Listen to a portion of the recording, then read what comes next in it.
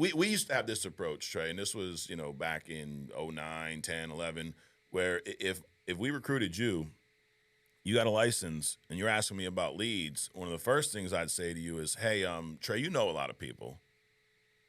Why don't you reach out to a few of them and help some of them first? For a couple of reasons. One, it's going to show me that, number one, you are a trustworthy person because I don't care if you have the biggest warm market or the smallest. You go, I don't know nobody. I'm an introvert. Okay. Everybody knows at least three people close enough to them that trust you. If you're a trustworthy person. Hopefully. If you don't, then we got a bigger issue, right? Yeah, I was just saying. But if I bring you in and go, dude, you got to at least help three people around you, shouldn't be that difficult. And it tells me a few things. One, if the people around you trust you, then I probably got a good shot at the clients trusting you. Absolutely. Right? Then the other thing is the belief level. Whatever you're selling, you've sold a number of different things. Right. You got to believe in it. Of course. Right? And there's levels. You think, Xfinity's the greatest thing in the world. Okay. But you at least believed in the product enough, whatever package they were selling, to, hey, this is going to be beneficial. When you were selling solar, and now in life insurance. But if I don't believe in life insurance enough to help my friends and family around me, how the hell am I going to be able to help a client? It's not going to be possible. No. It's not possible at all, actually. Because, you got to, like you said, if you're not a trustworthy person, why would I even want you in my business? Doesn't make sense. No. And you should want, your new people should want to prove that, hey, I can do this. Right. I can go get three people. You say I need three, I can make it happen. Right? Absolutely. I agree with everything you're saying on that one. And I know you do because you started off selling a shit ton of business to your Walmart. Your first 2 months, you were what, 20, 25K? Yeah, 26 month? My first 26? month, 23 the third month. Okay. Yeah. So we're close to 50K in your first 2 months. How many leads did you buy in your first 2 months? Zero. Not one. Not one. Talk to me about that process, what that looked like. How did you sell 50K in 2 months to your war market? Yeah, I started off, my biggest thing was being able to just get in front of my people, right? And so how would I do that? Well, I made it to where it wasn't an awkward conversation because, again, let's, be real about it. Talking about life insurance is awkward to people. Absolutely. Right? We're talking about dying. Right. Unless you're selling IUL, then we're talking about something else. But, sure. At the end of the day, we're talking about dying. Yep. So most people don't want to talk about that. So how did I approach it? Well, I was just like, well, hey, I want to talk to my mom or talk to this person, talk to that person and be like, hey, listen, I'm starting a brand new industry. Mm-hmm. And so my goal is I just want to, tell you my pitch. Just tell me how I sound, like would you buy from me or not?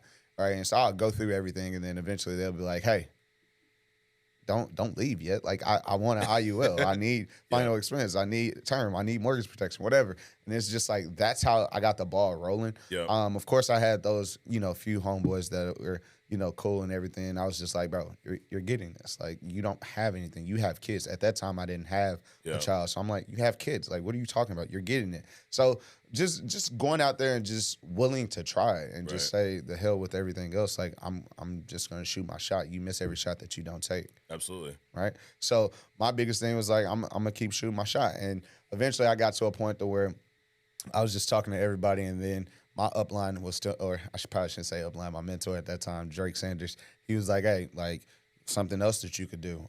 We do offer out, anywhere between $50 to $100 based off of a referral. Mm-hmm. I was like, who does that? He was like, you would do it. I was like, I'm not doing that. He was like, no, you're going to do it. I promise you, it's going to be worth it. You'll trade $50 to $100 to make $1,000. Right. I was like, when you put it like that, hell yeah. So eventually, once I started signing up family members or just, again, people off of social media and people I knew, then I put myself in a position where I'm like, hey, my company is doing a referral bonus. And again, I always positioned it to where it wasn't Trey that was doing it. It was my company. Yeah. So once I'd be like, my company's doing a referral bonus anywhere between $50 to $100. Do you know anybody?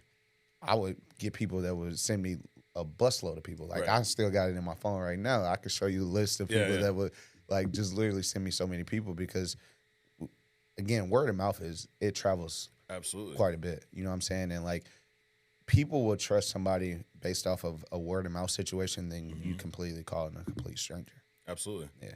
What are some keys though to talking to the warm market? And, I like that approach of, hey, let me try this out. And there's a lot of companies that do something similar to that, right? Like I got my process, let me run it by you. So it's very non-threatening because the last thing they're thinking is you're going to try to sell me something. You're just going to run this by me. Yeah. But the thing about it, if you do it the right way, I mean, the product sells itself. It does. Right? Like, I mean, if you're doing a term with return of premium, it's a no-brainer, and you're dealing with a lot of younger people. So what are some other keys to talking? Like, so because now you did have a big warm market. Yes. Right? I did. You played ball in college, you played overseas, Yeah. you did all these other sales industries, built teams. So does everyone come in and have the same warm market? No. And I'm not saying that you come in, you should spend your first 2 months on your warm market and not buy leads. That's something that is I was going to say, it's I was unique, blessed. Yeah, right? I was blessed absolutely. With that. Everyone's not going to do that. Right. But could everybody sell 3 to 5 warm market policies a month? Of course you can. Absolutely. Of course you can. So talk to me about what does that look like? What are some of the keys? If someone's out there right now, and you could have been with us 2 years and go, you know what? I'm going to start adding some warm market to my mix. Yeah. What do they need to know? Well, you need to know that you got to go out there and you just got to jump and do it, right? Like this is the process that most people want to not think about. Like I purposely teach my team, my organization this, which is, listen, after you button up the sale, right? You talk, we do this little pop quiz at the end. That's a whole different conversation, but after we get done with the pop quiz, you need to talk about 2 different things. Number one, you need to talk about that your assistant, which is our CRM or whatever, right, is going to be shooting you a text saying congratulations. Second thing, you need to talk about referrals. That's a must. If you're not implementing that into your pitch, then quite frankly, you're doing your business wrong. Right. Because you could 10x your money literally by just saying the word referral. Sure. Right. So yes, we offer $50 to $100, but there's multiple ways of being able to go about that. I know when I first came into the industry, the best way for me to do it was if I'm signing somebody up for life insurance and they give me their beneficiaries, and again, hopefully they're over 18. Like you can't force somebody to put over 18. Sure. But at the end of the day, I always advise it must be over 18. And most of them are going to be, right? Absolutely. And so you get that one person that always looks for the outlier, right? Well, one of them was 15. All right, dude, I got you. You always have to tell everybody how they can't do shit. Exactly. How about you focus on the 10 that weren't? But right. anyways. Right. Exactly. There we go. So yeah, I'll get the beneficiaries, obviously first name, last name, date of birth, whatever the case may be. Once I figure out that they're over 18, I'm asking for their phone numbers. Why? Because I need to call these people and let them know what their duties is as a beneficiary. Right. Right? Because if anything was to happen to you, they need to know what to do. Yeah. They need to if know. They don't know they're the beneficiary, how the hell are they going to help? They're never going to know. No. Right? And so I would get 3 names, right? And then when I get those 3 names, guess what Trey Howard would do? I'm going to call those 3 names. And we're going to have a conversation. We're going to talk. And at some point, trust and believe, I'm going to bring up what life do you say insurance. To them? Well, I'm like, all right, cool. Listen, we'll say Sam. So Sam, John had said that you were going to be his beneficiary. Did he tell you that? No? All right, cool. Well, anyway, listen, you're going to be the beneficiary. These are some things that we're going to run through.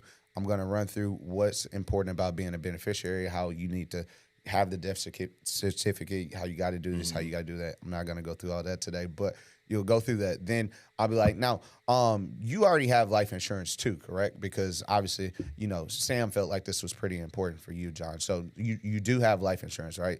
Most of the time they'll be like, yeah or no. Or you know what? Their favorite answer is this: I got it through work. You got it through work. Perfect. Well, Sam said the same thing, right? And then this is what I ended up getting for him. Let me get 5 minutes of your time real quick. And I go through my whole process and I talk about whatever it is, regardless if it's term, regardless if it's whole life, regardless if it's IUL, whatever, right? I talk about it. And typically when they talk about that they have it through work, that's a green light for me. Absolutely. It's a green light. So then I end up getting them. And then, like I said, you want to multiply your money. So from that one referral, I just made whatever X amount of dollars. But now with that same referral, I'm getting 3 more beneficiaries again.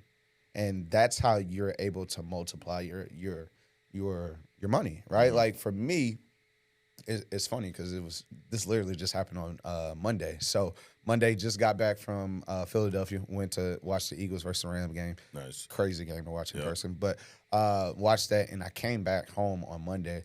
And I'm not going to lie, I was tired. Like, Swamp, I'm not making no phone calls. Like, it is what it is. I'll take them, from my team or whatnot, but I'm not making any phone calls. just so happened to get a referral.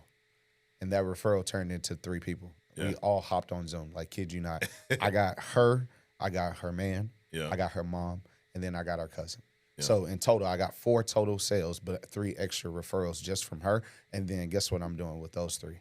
I'm going to do the exact same thing. Mm-hmm. And so it's all about being able to multiply your money without having to spend money. You talked about it earlier, and I think this is very important. The way I tell my new people, you know, when they first come in, I tell them this. I want you to make money before you start spending it. It doesn't make sense for you to start spending money already and you haven't made anything. Right. Right? So let's get you posting on social media. Let's get you talking to your family and friends. And I'm not telling you how many people you need to talk to. And I'm not telling you got to sell to them. I want you to just make some money before you start dishing out money. So they'll talk to them. We'll start, you know, getting their workflow going. I mean, their cash flow going, and then we go from there. Yeah. So social media, family, friends, that's the recipe.